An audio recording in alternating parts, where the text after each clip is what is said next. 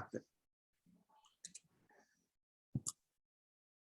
With that, welcome everyone. It is a pleasure and honor for me to be meeting all of you. Welcome to this session on 5 important conversations for a long and happy spousal relationship. This is part of our monthly relationship series. We also have series on neurosemantics and meta coaching and also parenting. Some of you are here for the first time, and there are others who have joined these sessions before. Whether you are here for the first time or a regular, I wish you a warm welcome, and I encourage you to interact in the discussions later. Yes, there'll be discussions because it is not a one-way. When you discuss and give your ideas, then that helps in the learning process. So I would like to say welcome to Cᴏ, Daniel, Ismay, Emmeline, Joshua, and Kevin. Allow me to first introduce myself. I'm Marzuki.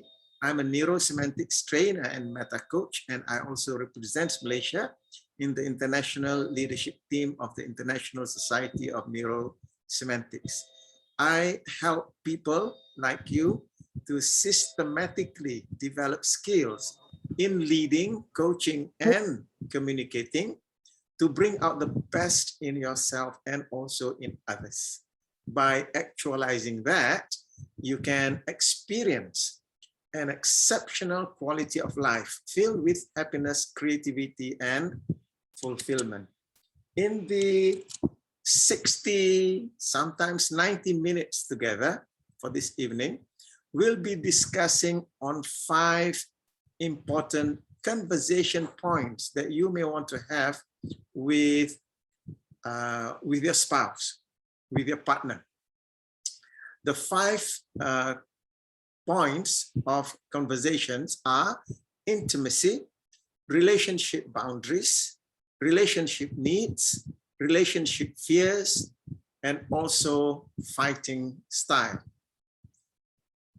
I will pause for discussion after each main point.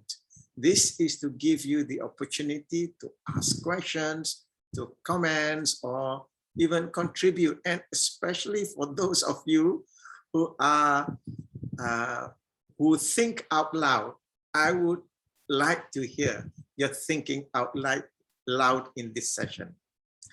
My style is to be light and humorous.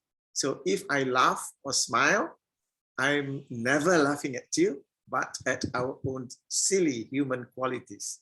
My purpose is to lighten things up, reduce being serious, and be more real. This particular topic is inspired by an article written by Karina Wolf, and she entitled her article 11 Conversations That Have the Potential to Save a Relationship. So we give thanks to her for writing that article that inspired me to bring it into this session. What I do is that I read lots and lots of articles. The ones that I feel that, hey, I need to learn that a little bit more, I bring it into our sessions in the evening, because by presenting and discussing with you, it also helps me to develop. It also helps me to increase my understanding. So by way of introduction to this evening session, when a relationship seems to be flailing, it usually stems from some lack of communication. In neurosemantics, we say that communicating is relating and relating is communicating. In the communication process, if there is some lack of communication, then it may cause the relationship to suffer. Whether you're holding back what's on your mind or ending every night with a crazy fight, sometimes you just need to sit down and have a proper talk with one another. There are a number of conversations that have the potential to save a relationship. And although they might feel uncomfortable at first to bring up, they could really make or break if you want to stay with your partner. And it could be worth a try to get everything out in the open. So allow me just to share my screen about the, I've prepared some slides to help us to go along in this session for this evening. There we go. So in this first part, when we look at the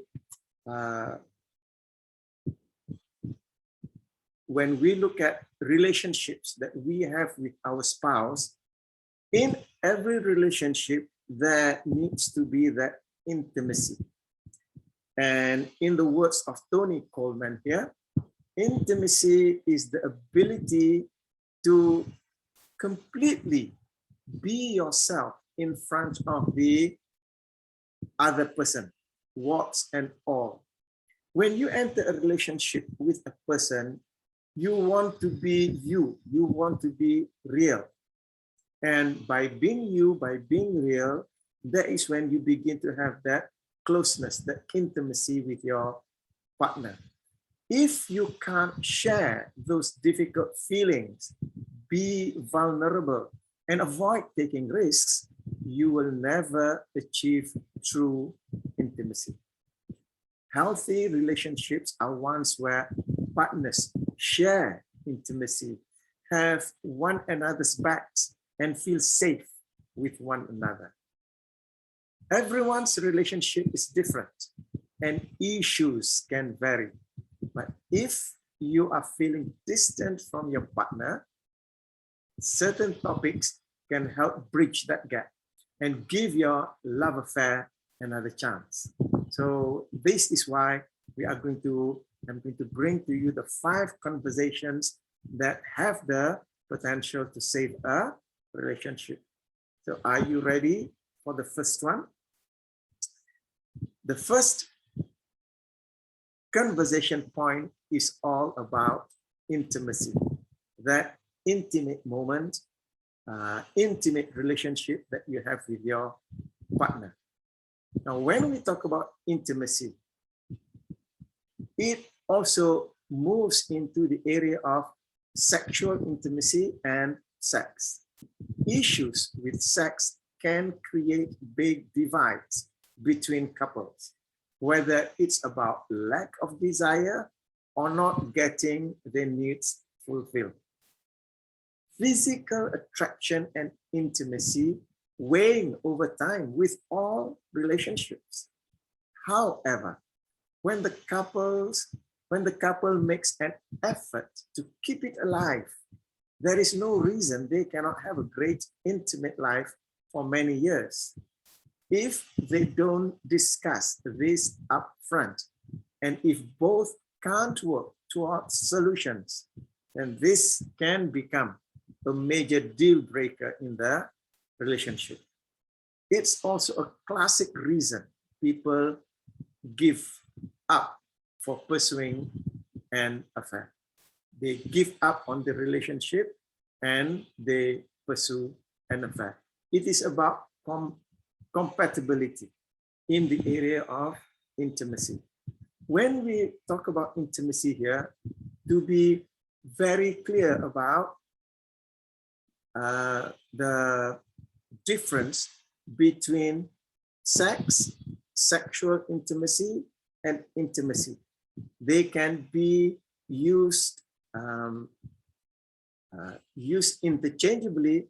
However, they refer to different things. And in the usual way, when we look at things, we look at it from the neurosemantics perspective. And from the neurosemantics perspective, when we talk about intimacy here, we look at it from the hierarchy of needs. I hope that you are familiar with the hierarchy of needs. Now, when we look at it from the hierarchy of needs, where does this intimacy come in as a need? One thing is that we take a look at it. It comes in at the very base of the hierarchy of need, that is at the physiological. Because in the physiological need, we are talking about breathing, food, water, sex, sleep, homeostasis, and excretion. So intimacy, so sex is part of a physiological need. Moving up that ladder, safety need, and love and belonging. That's another level whereby intimacy comes in.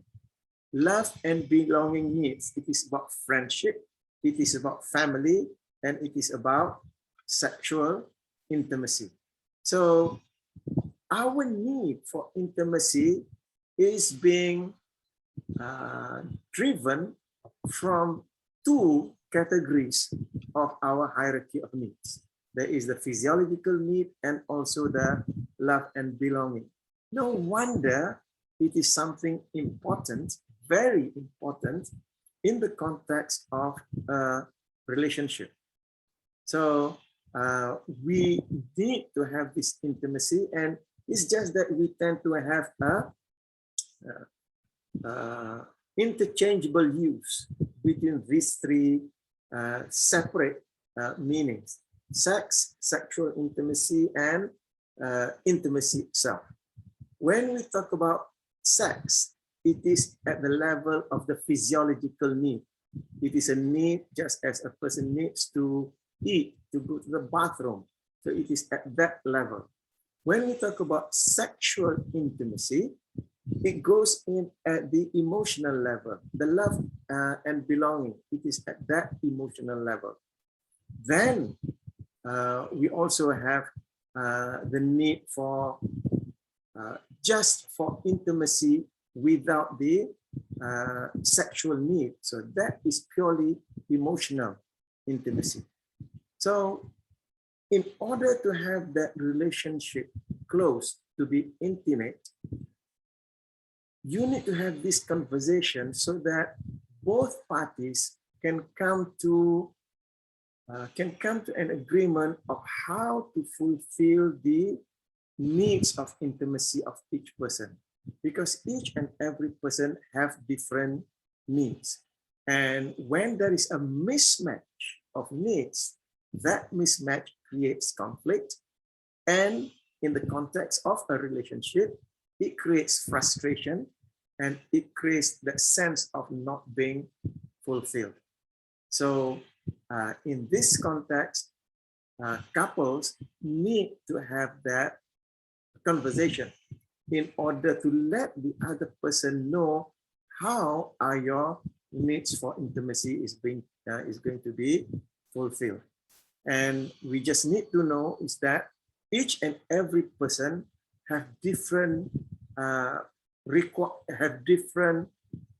drives with respect to their physiological and love and belonging needs. Individually, people have different drives, and then over time, the need for sexual intimacy also changes. So as you are in that relationship with your partner, to be able to notice the changes and to be able to make adjustments for yourself and also for your partner in order to continue to sustain this intimacy that you have with your partner. Because without that intimacy, neither of you are going to feel satisfied with the relationship, and that can lead to frustration, and then that can also lead to the breakup of that relationship. So that's the first one, the first conversation that you need to have with your partner, intimacy. So I'd like to open up the room for questions and discussion. I'd like to welcome Hashim. Thank you for joining us, Hashim. So are you going to contribute with the first question or comment? I wait for someone else to start, please.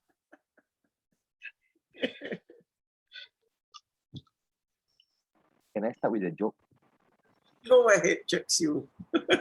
Yeah.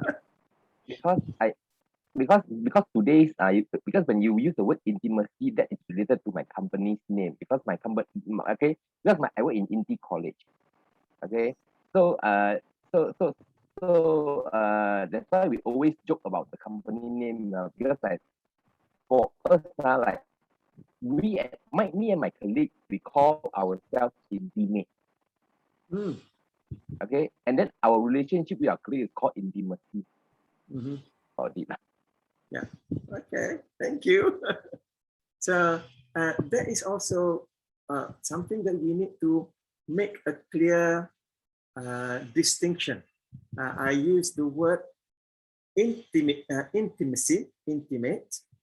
Then you have sex and you have sexual intimacy. So do not confuse the three. Intimate relationship between two people need not be sexual. However, in a spousal relationship, then you have sexual intimacy. And you also have sex. Sex is driven by the physiology. Sexual intimacy is driven by the need for love and belonging. And this is where things can become, as you say, can become funny, because for one person, intimacy means sex and approaches the partner for sex, whereas the partner's definition of intimacy is just to be close and have a chit chat, is emotional. So when the partner approaches the other for sexual intimacy, one partner will say, what's wrong with you? Every time we get close together, all that you want to do is have sex. So this is why you want to have that clarity between partners, because now all of them are needs. So to be able to detect when your partner needs what, that is the reason why you need to have that conversation. And it is important to be able to fulfill the physiological need, because that gives you vitality. Once your physiology is being gratified, your body, your energy is more vital. So that's part of self-actualization, to unleash the vitality. Yeah. So we have a question here from Ismail. Let me just take a look at the question. Yeah. What is your opinion regarding age difference in regards to intimacy of fresh couples versus old couples? Now, what I would like to say is that I do not want to be caught up with stereotypes. Stereotypes meaning to say, people stereotype young people, they are of high energy, and because of that, they have strong sex drive. And old people, because they are old, they are weak, so their sex drive is less, and they just want to have emotional intimacy, not sexual intimacy. So that can be some stereotypes. However, there are a lot of people who buck the trend. Buck the trend meaning to say, have you come across old people, more than 61 years old? Because Hashim and I are 61, so we say old people more than 61. Have you seen people who are 60 or 70, still fit, still full of energy?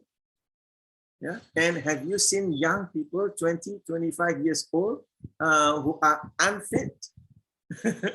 When I say that, I laugh at myself, because when I was about 50, when I was 50, at that time, my youngest daughter was 14. So we went for a forest walk, Frim. If you know Frim, they have a walk in the forest. So when we went into the forest, she had to sit down and it struck her. My 50-year-old father is fitter than me when I'm 14. So that was a shock for her, because she was laboring and I was still walking very happily out there. So let's take away from the stereotype when we talk about intimacy, the need to be emotionally close to one another. that goes across the board with respect to age and all that. Same thing with the need for sex. It's just that if we were to take in general, yes, the people who are younger, they may have more energy, and because of that, the sexual drive may be more.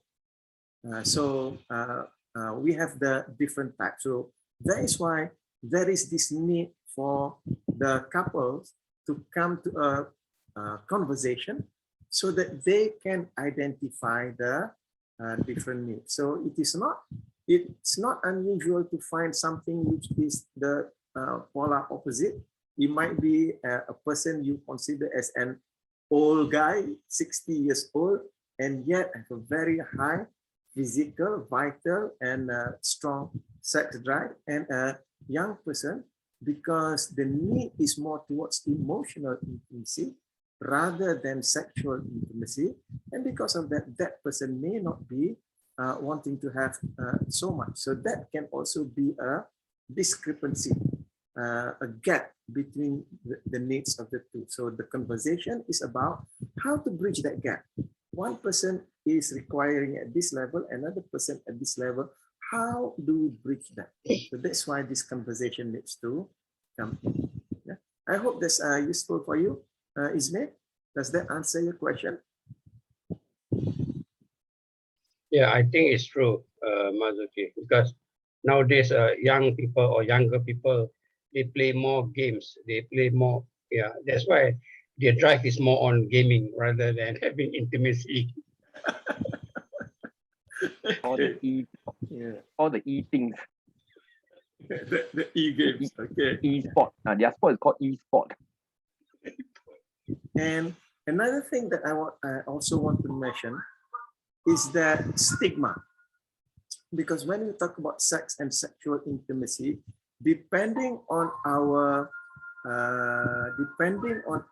upbringing, sometimes our family or society may attach a social stigma on sex and sexual intimacy. And because of that, couples may not be comfortable to speak forthrightly about their needs for sexual intimacy with their own partner.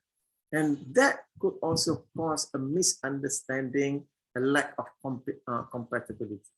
So this is also something that we need to be careful about, social stigma towards sex. So this is something that will also impact this need for intimacy. Okay. So let's go to the next point.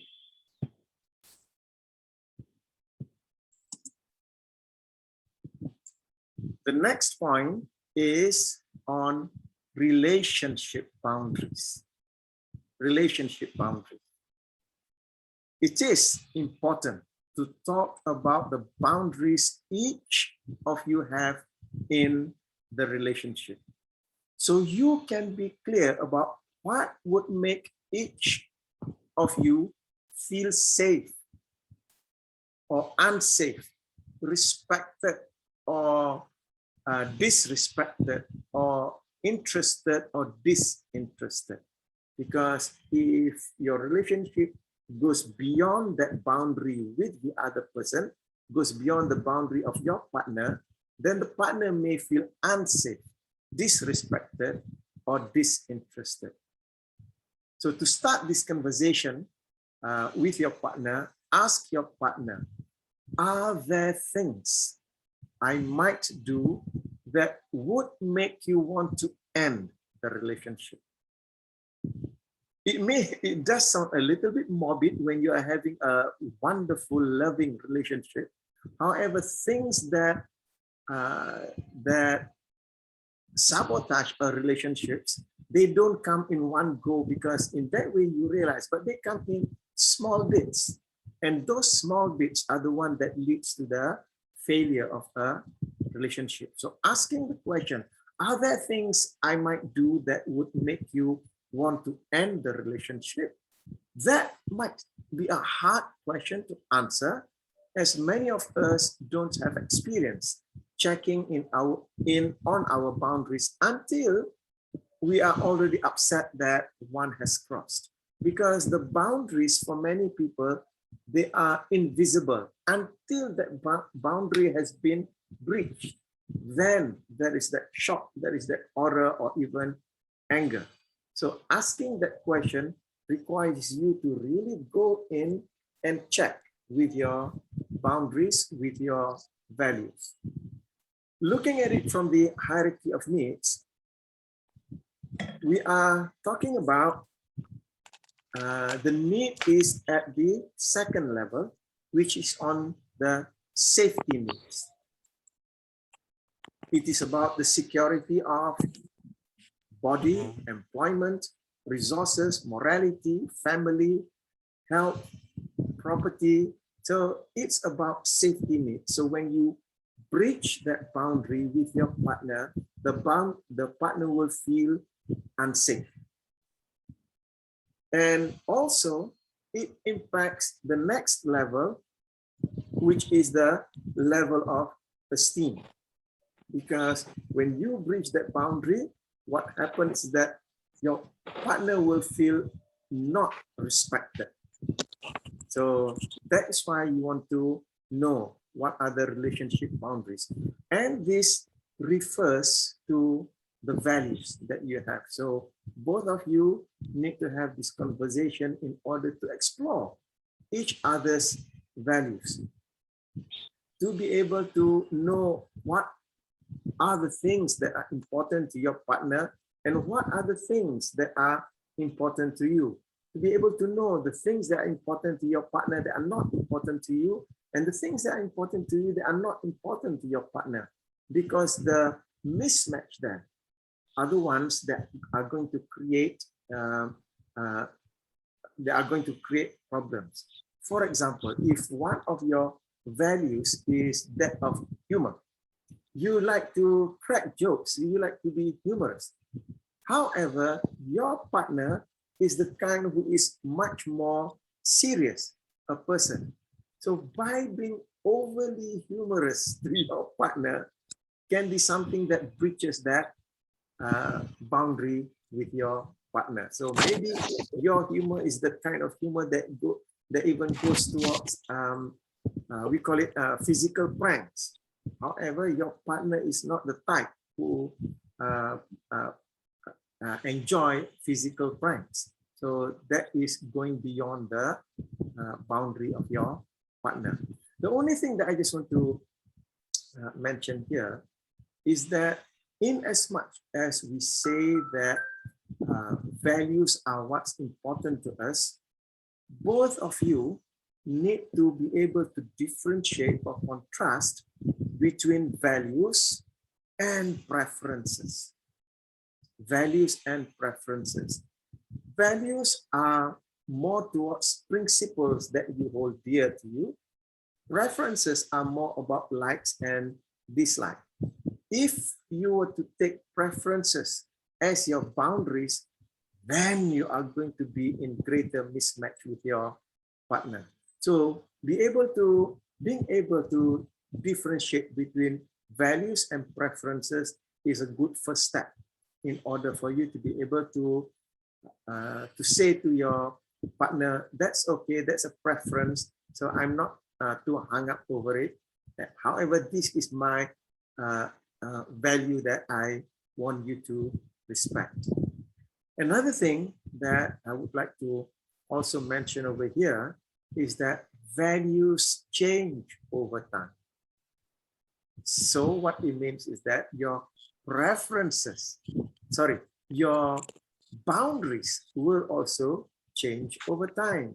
So that is why having this conversation together to be able to know each other's values and therefore boundaries, it is important for you to have this conversation periodically, not just once at the beginning of a relationship, because after a few years, your values may change and therefore your boundaries will also change.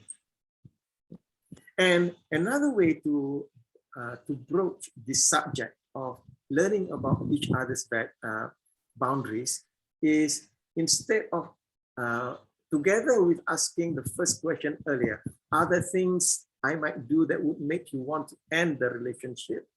The opposite end of the equation is to also ask the question, what are the things that I can do that make you cherish this relationship? So now you are able to look with respect to the boundaries, the running away from values, and also the going towards values. Because now that you know what is the boundary that you shouldn't exceed over here, you also know where you can head towards in order to bring the relationship to a closer and more intimate level. Okay, so I'll pause there and invite you to comment or ask questions. And I'd like to say welcome to Hazina Hussein, just joined us, Siti Afida, and also Olana Caesar. So any questions or comments?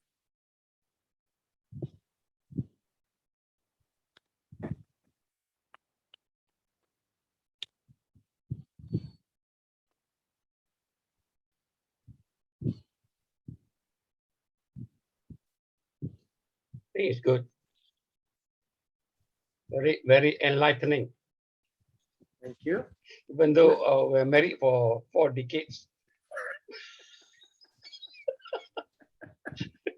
Yeah, I just celebrate my 41st anniversary last week. So it was enlightening when I listened to this evening's talk. Thank you. Thank you for saying that. It's meaningful to me. Yep. I also celebrated my 41st anniversary just 3 days ago. Sama kita, Syed. Right. So let's move to the third point. And that is on relationship needs. So in a relationship, there are needs that you need to take care of. So in the context of relationship needs, when you want to talk with your partner, with your spouse, talk about your needs both as a partner to your spouse and also as an individual. You are an individual. At the same time, you are a partner to your spouse. So talk about both needs. We have needs that we would like to be met within our relationships. For example, safety, support, honesty, and fun. These represent the foundations of your connection, and they are your bonding needs. On the other hand, in your relationship, you will still require room to grow as an individual. This may look like desired privacy, solo projects, or relationships with friends outside of your relationship with your partner. So to be able to have that balance between the need of self and the need of self as a partner to you. So to be able to fulfill both needs that will allow you to be more gratified in your relationship with your partner. And in this context, when we look at the Maslow's hierarchy of needs, this relationship needs fits in with 2 categories of the hierarchy of needs. It is in the category of love and belonging. That is the need of you as a partner to your spouse, and also it appeals to the need of esteem. This is about your self-esteem, confidence, achievement, respect of and by others. So this need, relationship need, are driven from these two categories, from the hierarchy of needs. So that's why you want to have this conversation with your partner to find ways that both of you can fulfill the partner needs, and also both of you to be able to fulfill to your individual need. For example, about a few years ago, my passion for photography just came back. I started photographing when I was in school, and then there was a time where it just went away. I just didn't bother with it, and it came back again. Now that particular need is my individual need. It has nothing to do with fulfilling the need for my wife. She doesn't have the same need. So it's just that she gave me that space in order to pursue my need for photography. And I'm glad that by being able to pursue my interest in photography, my granddaughter, Grasshopper, has also picked that up. And also my son has picked that up to the extent that he's now a professional photographer. So these are what we are referring to, the need for you as the partner to your spouse, and also the need of you for yourself as an individual. So in this context as well, we also need to look at the matrix. In the matrix, we have the 3 process matrices. This relationship need fits in the 5 content matrices. One is the matrix of self. So this is about me, about my self identity, my self-image, my self-esteem, and also the matrix of others, how I see others, how I view others. So when a person has a healthy relationship about self and also have a healthy relationship about others, that allows that person to be able to adjust him or herself to be able to fulfill the need as a partner to the spouse, and also because having a healthy matrix of self to be able to pursue the needs of me as an individual. Okay, so this is the need to be able to have the conversation with your partner to know how can I fulfill your needs as my partner, and also how can you support me to fulfill my need as an individual, and vice versa, meaning to say, how can I support you to fulfill your need as an individual. Okay, so that's the next point with respect to the relationship needs. So again, I'm going to pause here and invite any questions or comments. Yeah, I have a comment. Joshua. Because now it gets interesting if you combine number 2 with number 3. Okay, number 2 with number 3.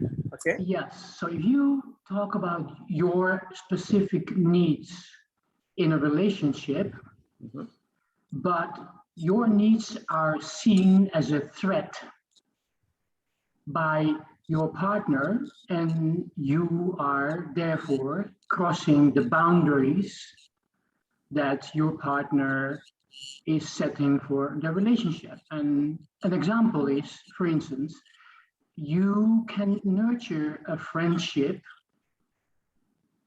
and you find this friendship very, very critical for yourself, and there is nothing wrong with this friendship in the sense that it is a normal friendship, but the friendship can be seen as threatening by your partner, and the partner can then say, but you are actually crossing my boundaries. And that then relates also to the respect that we talked about earlier, because it is then sort of a lack of respect by the partner, not trusting you that the relationship is just a normal relationship and it's nothing to be afraid of, and there's nothing to feel threatened about. And therefore, what is different? I mean, you have your own relationships for your needs. I don't find them threatening. So what is different here? And then I'm sorry that I'm making it so long, but if you then come to the conclusion that you actually cannot talk about this, so that conversation, which is the most important thing in a relationship, that's what you said, is impossible about this particular topic, then you're sort of in a catch-22 and a dead end. Thank you for that, Joshua. I fully agree with what you're saying, because all of these needs are not standalone. They interact with one another. So the key thing is having, the key thing is about having the ability to negotiate them. And yes, I will use the word negotiate, because we human beings come from different perspectives. And because we come from different perspectives, we have different frames about things. The example that Joshua gave just now was about a relationship that you have with your friend. Just this afternoon, I was just talking about frames. For you, your frame about that relationship is a friendship. However, your partner may view that that relationship as, say, competition against her. So now you are in a conflict because of the different frames. So that is why there is that need, and yeah, there is no one particular answer for it, because everybody needs to find their own answers to negotiate the boundaries, to negotiate the needs.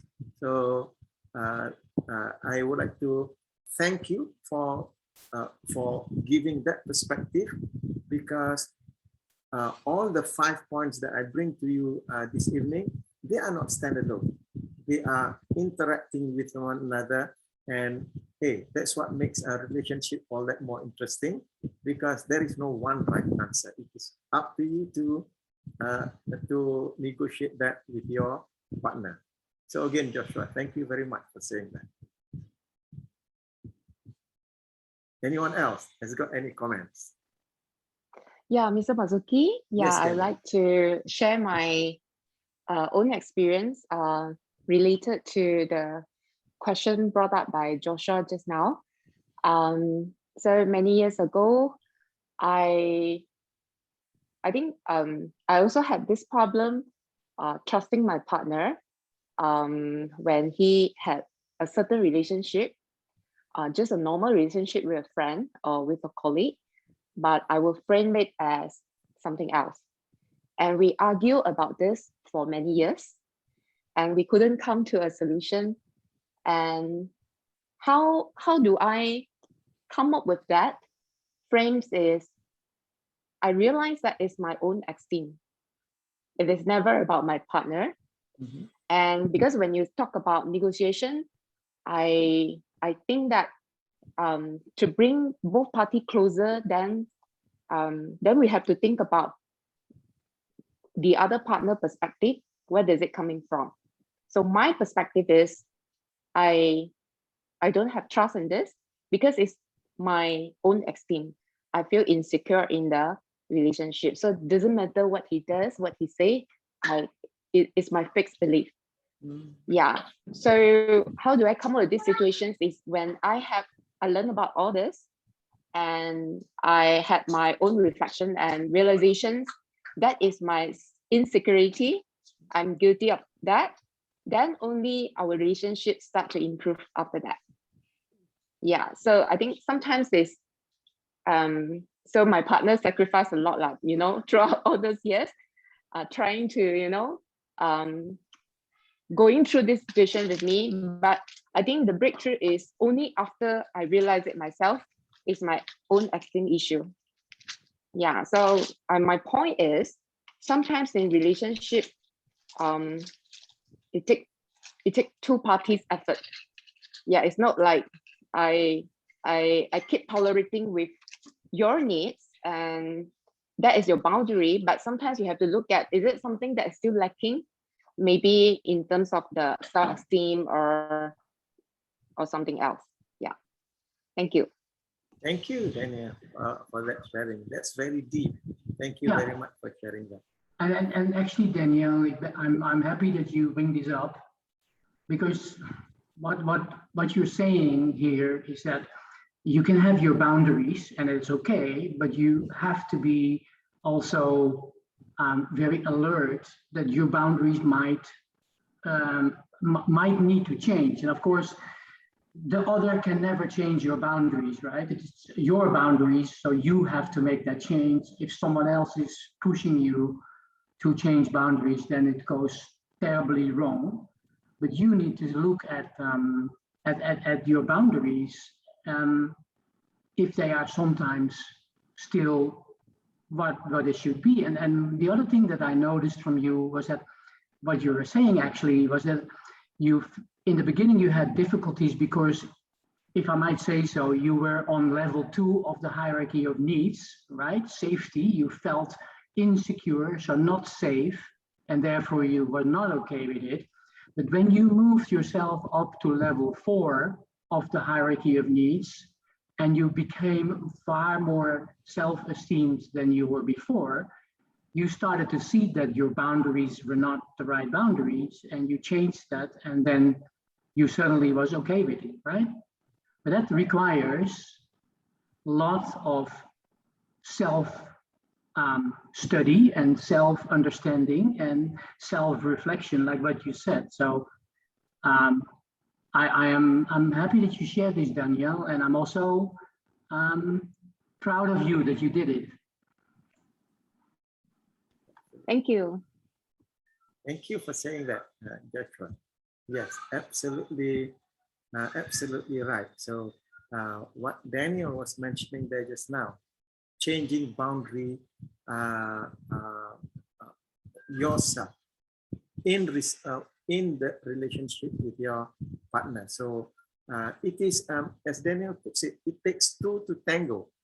So both of you needs to take the initiative. And I keep reminding myself, when it comes to relationship, it is not about rights. If in a relationship I'm focusing on rights, then I will go into conflict with my partner.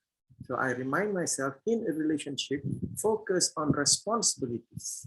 So when I focus on responsibilities towards my partner, then my approach will come out more of compassion rather than coming out from demand. So I keep reminding myself in relationship, what is my responsibility here, instead of what's my rights. Yeah. So that is another way that you can also look at it. Yeah. So Olana put in here, what's the best way to start a conversation with someone who is an avoider? So this is why at the end of the this session, I've put in a list of, as a reminder, the list of skills that a person needs to have in order to have a mutually enhancing relationship and conversation. It's about conversation, it's about communication, the skills of listening, supporting, questioning, all of the skills needs to come in. So when a person is an avoider, then to look into, so I hope I'm not going into too much detail, but when we look into the axis of change, to be able to know what is the motivation whether the person is operating towards or away from. So an avoider is moving away from. To notice what is the away from that they are avoiding, and to be able to use that as a way of opening that conversation. So these are the details, the nuances that we need to go into with respect to our partner to allow us to be able to have that conversation. The only thing is that is that still going to come in this conversation, Mazuki? It's Pumeza, by the way, in South Africa. Oh, okay. Hi, good. Hi. Is that still going to come in this talk? Like, should I wait for my question and then it can be answered? No, it's not going to come into our talk because we are going to go in deeper. Because to do that, we need to go in deeper. So I've not scheduled it for this talk. However, with an avoider, as I was saying just now, you want to move that, Pomiza, so you know the axis of change. So looking at the motivation axis, your partner is operating from the away from to identify what is the specific away from, and using the general allness and time matrix to make it so painful for that person using the strategy of avoiding. So they will come to the point of enough is enough. I can't avoid it anymore. I want to talk about it. Yeah. Okay. Because I think, you know, it is at the point where personally, I think I want, maybe you can help me with this, making it to be so painful. Because personally, it's at this phase where now I started raising an issue because I realized that this issue is going to have a greater impact, you know, on us. And now it has been like, okay, so, and then it's like every day, chat, communicate, calls and all that. But then, and then a week ends and I'm like, I haven't seen you in a week. I haven't seen you in 2 weeks. So it's like, it's the avoider of things have to be normal, you know, I have to call you, I have to talk to you and all that, but I'm not going to come see you because I know when I see you in person, then we're going to have to talk about this thing. But for me, on my end, is like, this is something that cannot be ignored. You know, it's something that needs to be ironed out and we talk it through and then both parties are fine. So good that you said it, as I think that's the story that people say, you can bring the horse to water, but you can't make it drink the water. However, you can be sneaky about it by feeding the horse with some salt that causes the horse to feel so thirsty that the horse will drink the water. So so using the avoidance strategy that the person is doing to show to the person, using the generalization of allness over time, that avoidance strategy is going to bring more pain than going face to face. So once the person is able to see that much more pain that is waiting for him or her down the line, that person will come to the point that enough is enough. I'm not going to avoid it anymore. So the game now is on me. Is it on how then do I play the game? Is it, do I starve? Because I'm just trying to look at, do I starve the horse then so that it gets hungry? Or you can use multiple strategies. You can starve, or you can overfeed the horse until the horse feels thirsty. I could do what, sorry? You can feed the horse so much that it feels thirsty. Because when you eat, you feel thirsty. So you can either starve to make it drink water, or you can overfeed it so that it feels thirsty. Yeah, or if the person is in hard if the person is a hardcore avoider, then I think the only thing you can do is wait and see and observe, because there will be a time that the horse is going to drink the water, even if you don't do anything. But that might drive you crazy. So for you yourself, you need to have perseverance, and it might come too late for you because you have given up already. But if a person is an avoider, a hardcore avoider, then the only thing you can do is just wait and see. And also the other axis, the axis of cheerleader, and also the axis of challenger.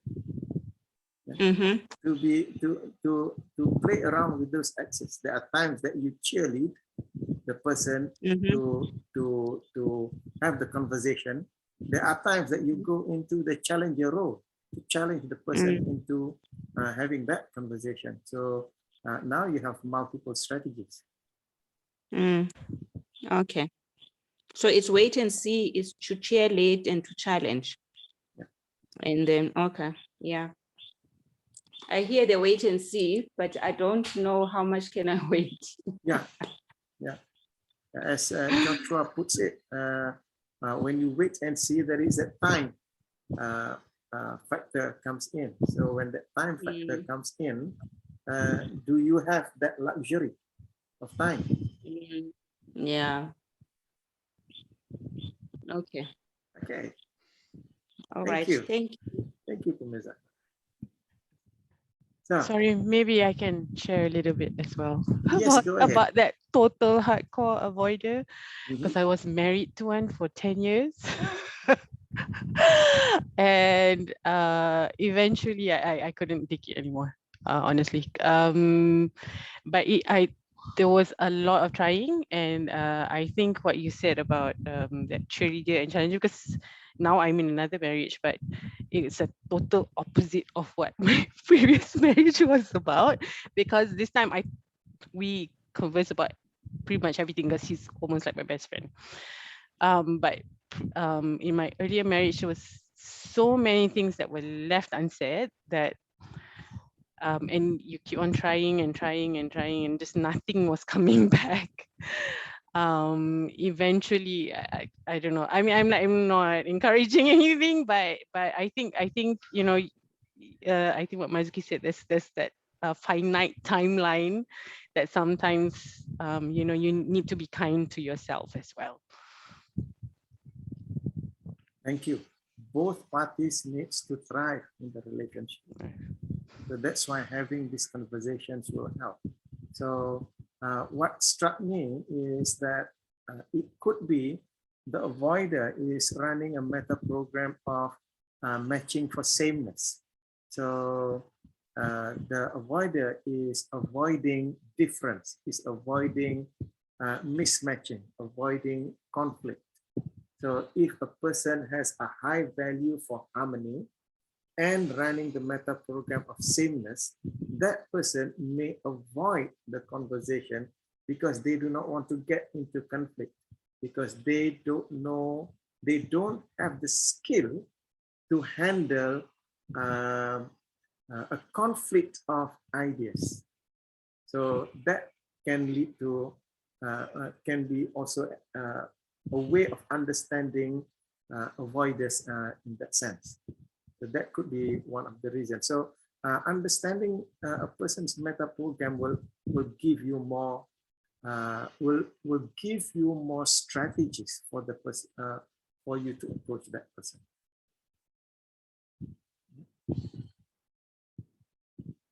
Okay, good. Let's move to the next point. And the next point is about relationship fears. It's not easy, but it's important to not only talk about what you are worried about in your relationship, but to make plans to both ease those concerns and plan for how to handle scary situations together, should they arise. Fear promotes distance and can undermine your journey together. When afraid, people stop being vulnerable and close off from their partners. Anxiety snowballs, and the longer it lingers, the bigger it gets. So what are the fears that your partner has, your spouse has about that, about the relationship, to be able to handle those? So when we look again at the hierarchy of needs, so we are talking about at the level of safety, at the level of safety. So that's where it rears its head, this relationship fears. Now, what we need to realize is that fear is real to that person. So by trying to sweep it under the carpet, you are not going to be helpful in that situation. So to be able to allow the person to acknowledge that that person is facing that fear, and to look into ways and means into allaying those fears. Because when a person is stuck in that safety level, sensing the lack of safety, feeling fearful, so that's when their survival instinct will kick in, the fight, flight, or freeze instinct. So if a person's survival instinct is to fight, then their fears about the relationships will lead to fights with their partners. If the survival instinct about fear is flight, it will cause them to pull away from their partners. And these are driven by the fears about that relationship. So to be able to notice that, to be able to accept that fear to a person is real to that person. So this is where understanding the meta model of language, to notice what are the cognitive distortions that are causing those fears. So what are the cognitive distortion? What frames or what concepts that they are equating in their mind with respect to the relationship that is causing them to feel that fear. So for example, the example that Daniel gave earlier, that is an example of how Daniel, at one time you felt fearful for that relationship because of the concept that you had about your spouse. Later on, when you handle that concept, you manage that concept, then that fear went away. So when we talk about relationship fears, it's about understanding how we are setting frames in our mind, how we are setting concepts in our mind that may not be healthy. Those concepts were created when we were little as children. At those times, our cognitive ability is not yet mature, and yet we took those concepts and bring it into our adult life. And now those concepts are not serving us because it's causing us to second guess our partner. It's causing us to be fearful that our relationship is going to flounder. And so this is where the skill of identifying cognitive distortions will be useful in order to handle relationship fears. The thing about relationship fears, the first thing to do is when you have conversations about the relationship fears of, between you and your partner, is to first accept and acknowledge that whatever fear that they have is real to them. What they are thinking out there related to that fear may be different, but what they feel is real to them. So this is, again, having the skill of deframing a concept and reframing it is useful in this context. Okay, so any questions or comments? Welcome, Chantal. I see that you've just joined us, and also Evelyn, you've just joined us. So any questions or comments with respect to the relationship? Yes.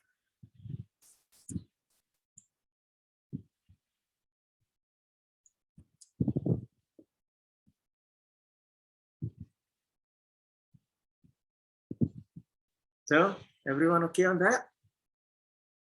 Then let's move on to the next one. And the original author of the article used the term fighting style. But this is another conversation that you want to have with your partner about each other's fighting styles. In a relationship, there will inevitably be road bumps, but figuring out the best way to communicate can help diminish any volatile arguments. The solution is not to avoid tough conversations, but instead learning to fight fair. And this is where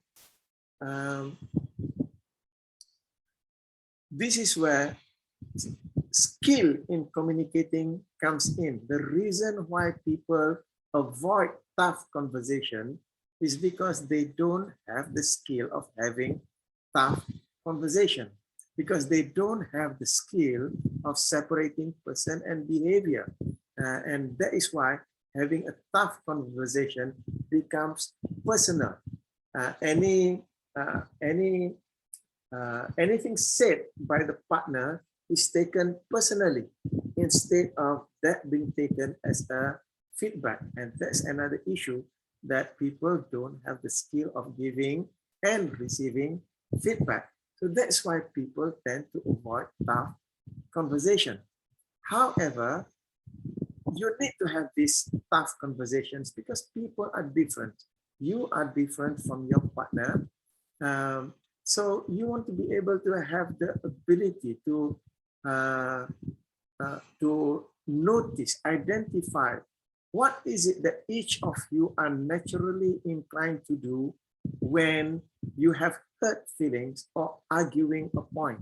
So notice that if your partner is the type that,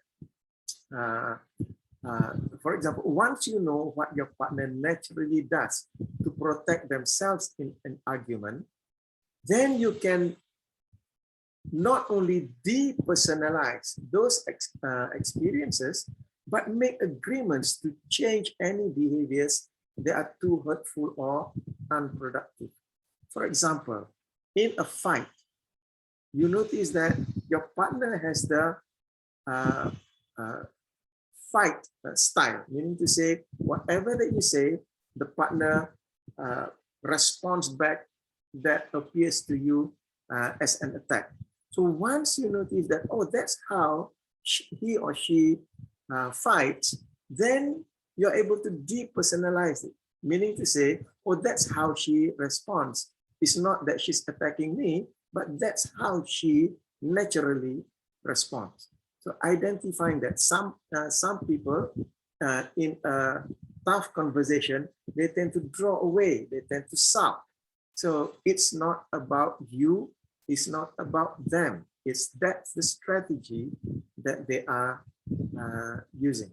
So again, when we look at the hierarchy of needs, it falls down into the category of the safety needs, the need to feel safe in terms of body, in terms of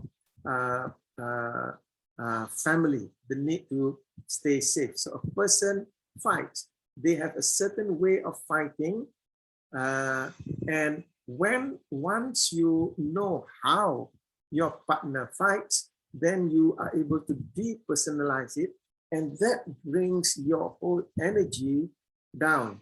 It will allow you to be able to meet the disagreement in a way that is not personal, if I may use the word, meaning to say, you are not attacking the person, now you are disagreeing on the concepts or ideas.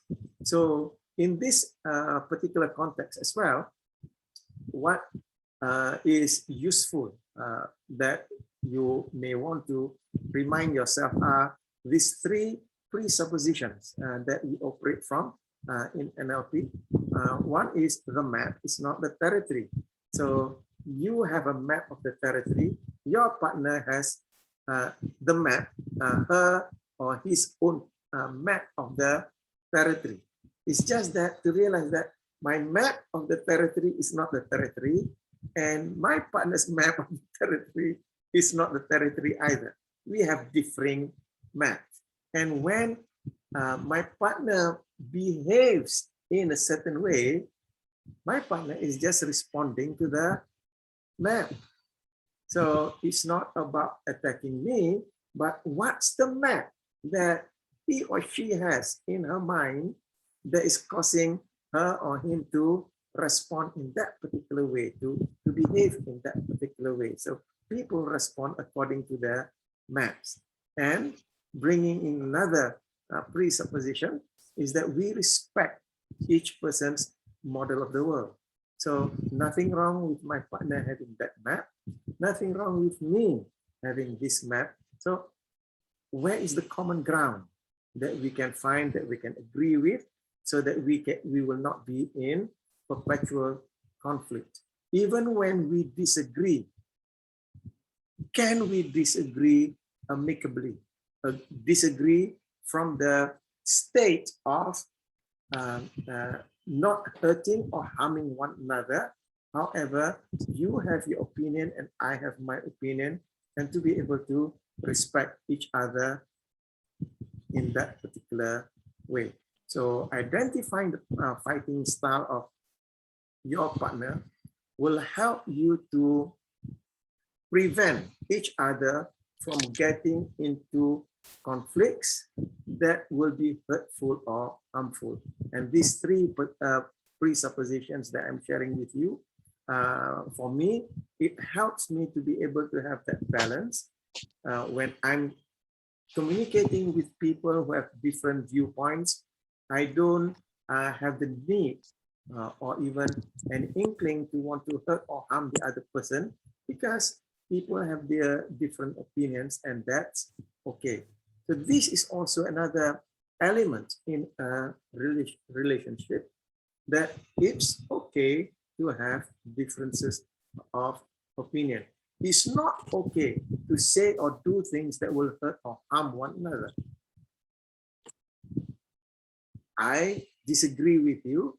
At the same time, I respect that you have a different opinion. And many people tend to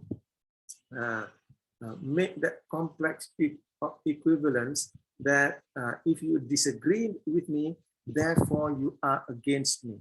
So this is the meta program of all or nothing meta program. So some people tend to have this thought that if you disagree with me, it means that you are against me. No. So we need to be able to break off that equivalence, to be able to say that a disagreement is just a different viewpoint. So I don't need to force you to agree with me. It's just that you have your opinion and I have my opinion. And how can we behave in ways that are mutually enhancing our relationship rather than hurting or harming one another? Okay, so that's that next point on fighting styles. Okay, so any questions or comments from anyone?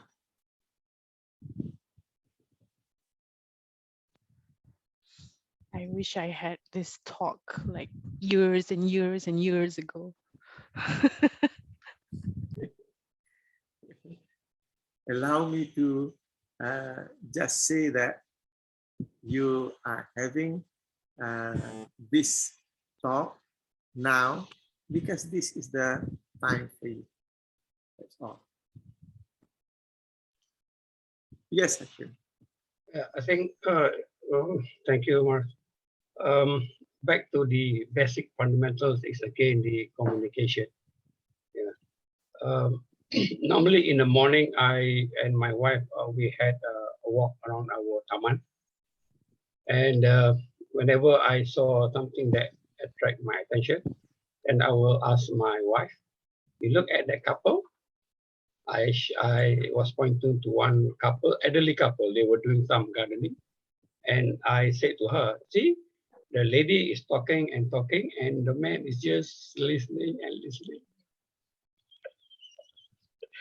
And my wife stared at me, how is that a problem to you?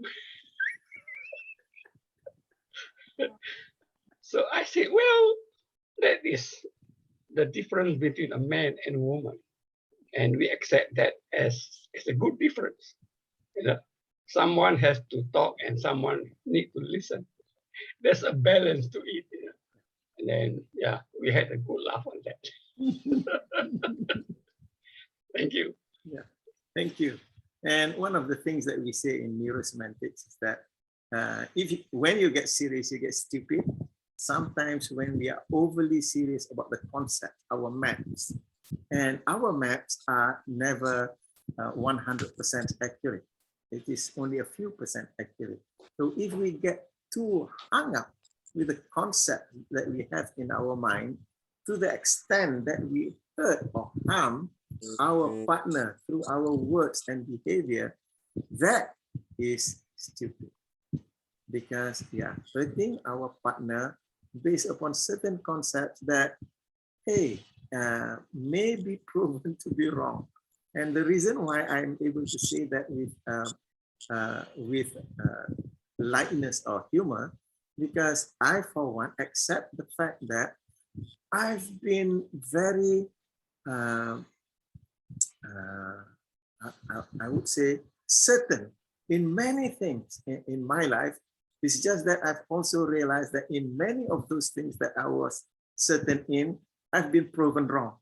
So I take that with a pinch of salt. I say, okay, so in anything that I'm fully certain now, I also know that there is also a lot of likelihood that I may be wrong. So, so that also helps in that relationship process to not be hung up with my maps, my mental model of the world, because what my partner is saying is right according to her mental model of the world. Yeah. Wow, Cᴏᴜ, you put in 9. K is silent. Which?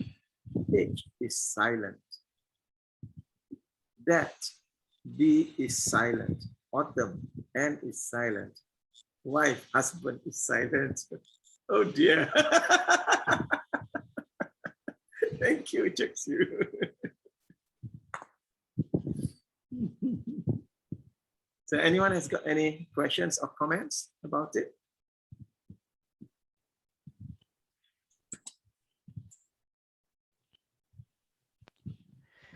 I'd just like to, because I was very interested in when you say that cheerleader, challenger style. I think it's also because I like to receive the cheerleading.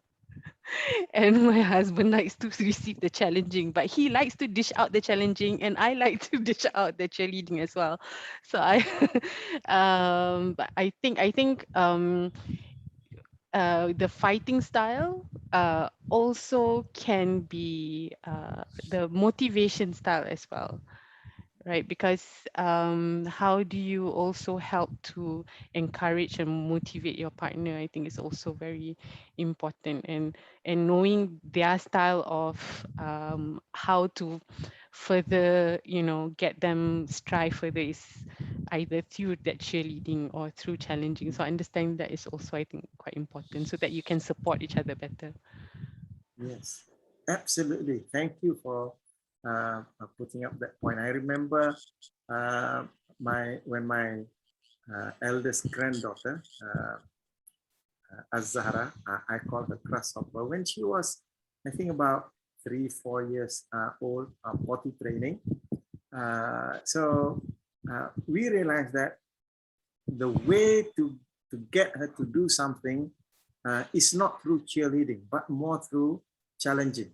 You challenge her and she will do it. But if you encourage her, she'll not bother. So when she was learning to be potty trained, if we were to ask her, Grasshopper, do you want to pee? Do you want to go to the toilet? She'll say, no.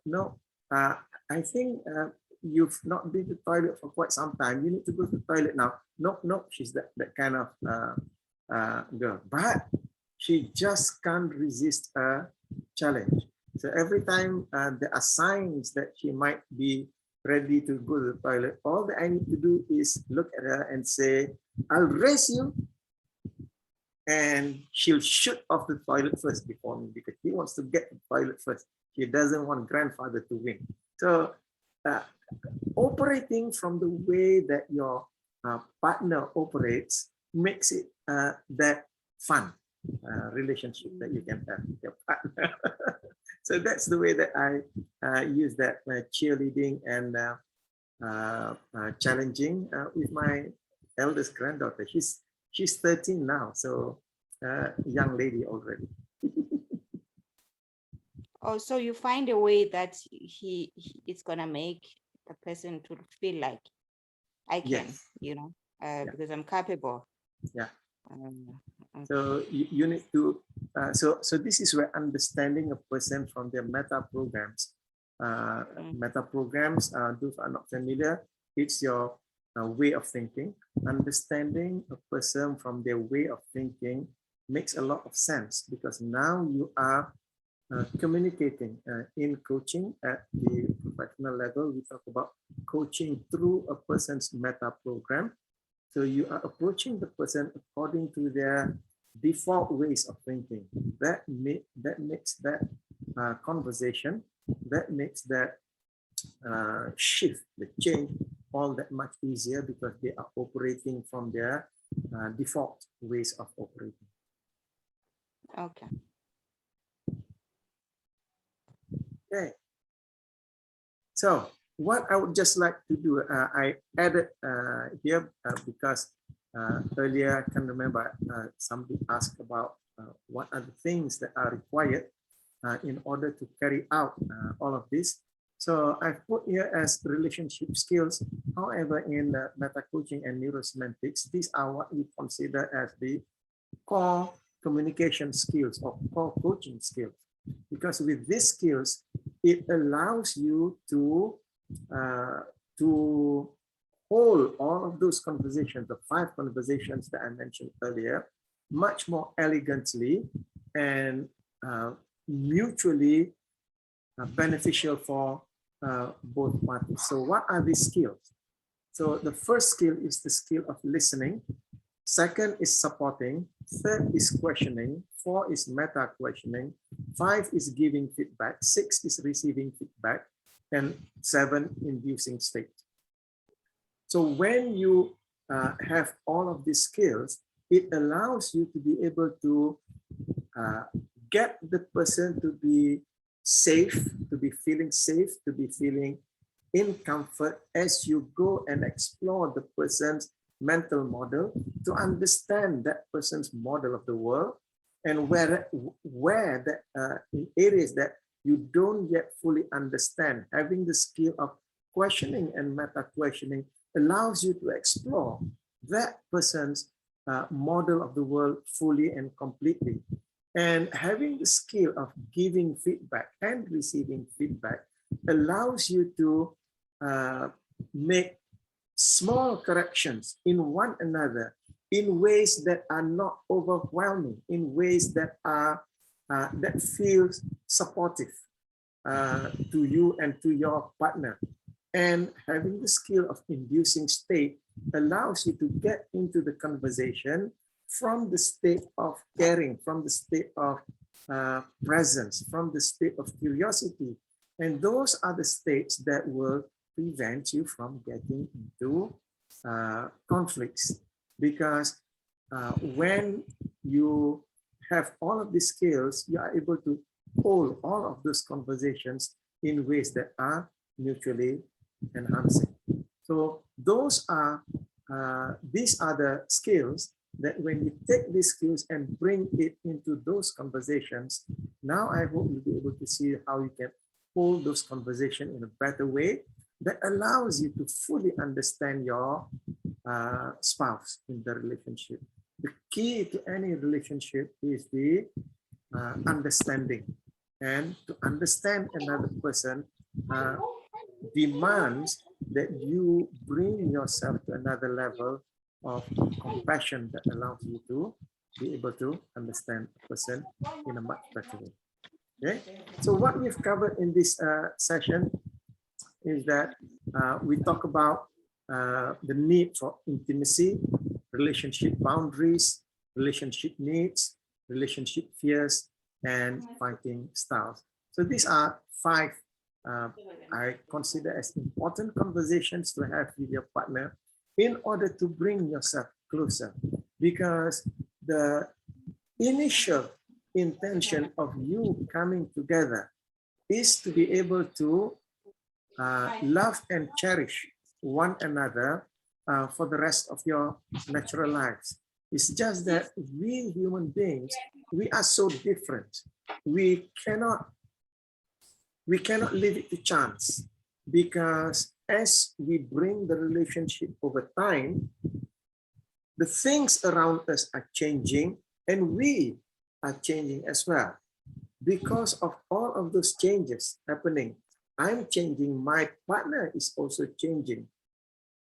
Having the skill of holding these conversations allow me to understand my partner better.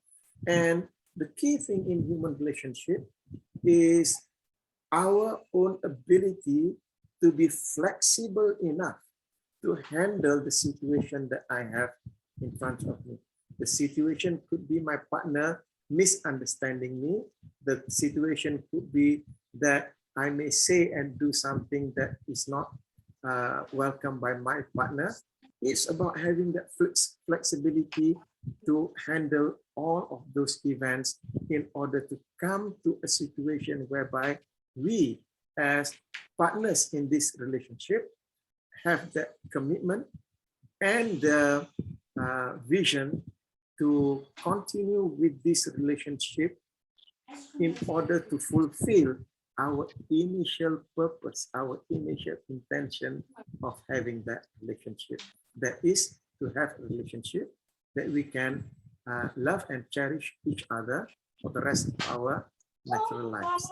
So what I hope that we have managed to bring forward in this conversation this evening is that there are things that we can bring to the plate with our partner, that when we have these discussions with our partner, we can contribute to the well-being of this relationship.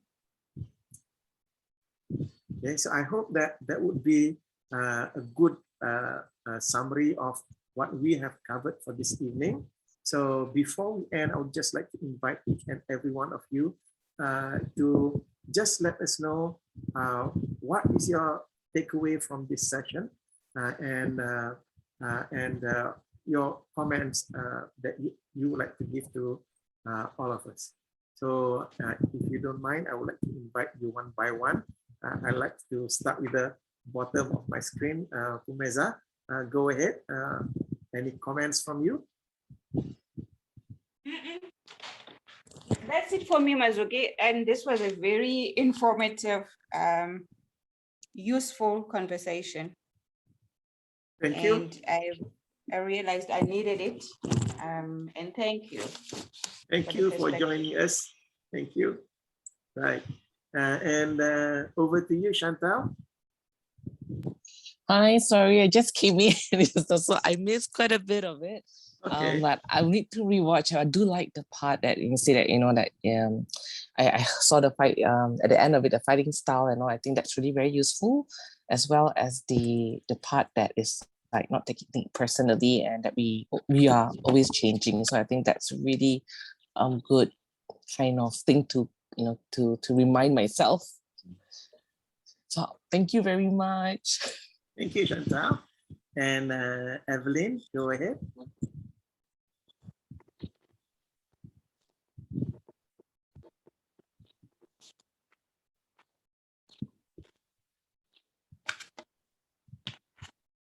Oh. So Joshua, you've got to go to another meeting. Thank you for joining us, Joshua. And Chetsil, go ahead. Anything that you like to say? It is an eye-opening for me on how to use the Maslow hierarchy of needs in this matter kind of thing. So I think I will have to start practicing it kind of thing, and yeah, to see how can I improve the situation. Right. Thank you, Chetsil. And moving over to Siti Afida, go ahead. I think what I get tonight is about the listening and giving feedback, because nowadays I think most of us like very attached into the gadgets. So probably we have problems when it comes to giving feedback. Maybe we are just listening, but we are just listen to it without empathy, and maybe we are lack of giving feedbacks towards our spouse.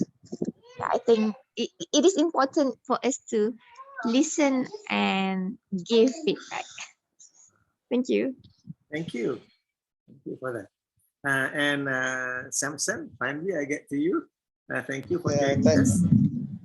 Thank you very much for this wonderful experience. The experience shared by some of the participants here today really added some value and some ideas of how to go about life, because every day things changes. And thank you for sharing this wonderful lesson, and also to say the feedback is really important.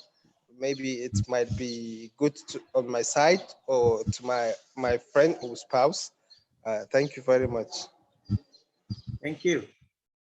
Next, moving over to you, Hazlina. Thanks. Like I mentioned, probably should have had this talk, heard this talk many years before. But like you said, it's the time is now. So there's always room for improvement. The biggest room is the room for improvement. So thank you for the sharing. And I think putting it in distinctly in that structure kind of like helps you to sort out in your mind how to reflect on yourself and what to look at with at your partner as well. And you know, go almost like a checklist, but not so, but but at least you have some structure and construct to sort of reflect, and then that would probably give a better, more holistic view, I guess, because sometimes you're very you know, when you're just looking in a tunnel, then you can't quite see all the other different aspects that you probably missed out. So thank you very much for tonight. Thank you. Appreciate your comments. Moving over to Emmeline, go ahead. Thank you, Marzuki. I think it acts as a very good reminder for me. Coming from a psychology background, I'm quite familiar with the Maslow hierarchy of needs, but it's quite refreshing to see it being used in the context of spousal relationship. And I also especially enjoy listening to all the sharing from other participants as well. I think that is something that gives more essence as well, because we know it's happening or it happened in real life. So that part I really do appreciate the sharing from all the participants. Overall, it has been a really enjoyable night for me. Thank you so much. Thank you, Emmeline. And I just want to echo what you said, that this evening I feel so grateful for all the sharing from the all of you participants, because it brings in the wealth to our discussion for this evening. And next, moving to Hashim. Go ahead, Hashim. I would like to share the thing that I normally do, and we do that 7-minute reflect. moment in the morning, together with my wife. She will be doing the reading, and I'll be doing the Q&A. Yeah, and we were in chapter 29, Al-Ankabut, and Al-Ankabut is the spider. And if you know spiders, they do that spider web, and it's very fragile. You know, and that's one lesson that we learned. So, and the second one, the writer was talking about from the scientific explanation about the spider. When the male and female spider copulate, the female will kill the male spider. Yeah. So when my wife was reading that, I asked her, "What is that a problem to you?" I said, "Well, I'm happy that I'm not a spider." Thank you. Thank you, Hashim. Glad that we are not spiders.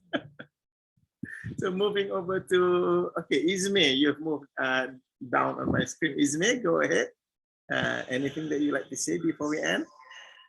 Okay, thank you so much for your session. I actually enjoyed all the elements of the presentation as well. And me also coming from a psychology background, and also right now I'm also a postgraduate for neuroscience. So I can see how you integrate and also share in those perspectives, and it's give a very nice reminder on how you can also do that in your day-to-day interactions, especially to your spouse or to your partner. So yeah, that is all from me. Thank you so much. Over back to you. Thank you, Ismay. Thank you. And last but not least, Danielle, go ahead.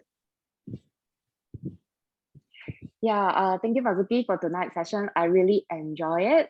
And I think my biggest takeaway would be the spousal conversation is not just to do it at the beginning of a relationship, but it's a lifelong conversations, because our boundaries, our values change as the relationship grow. So like a few years back, when my husband said to me he wanted to climb the Mount Everest, that created fear to me. I fear he will die climbing the mountain. So then we have a conversation about that. Yeah. So thank you for tonight. Thanks. Right.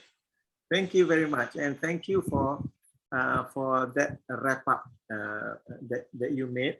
That these conversations are not for you to have it just once at the beginning of the relationship. As what Daniel rightly says, that our boundaries change, our values change, and because of that, we want to continue having these conversations because it helps us to understand our spouse better. And in that way, it will help to promote the relationship. So on that point, I would like to wish everyone here, thank you for joining us this evening, and I look forward to seeing you at any of our programs again. So with that, I would like to wish all of you good night, God bless, and Assalamualaikum warahmatullahi wabarakatuh.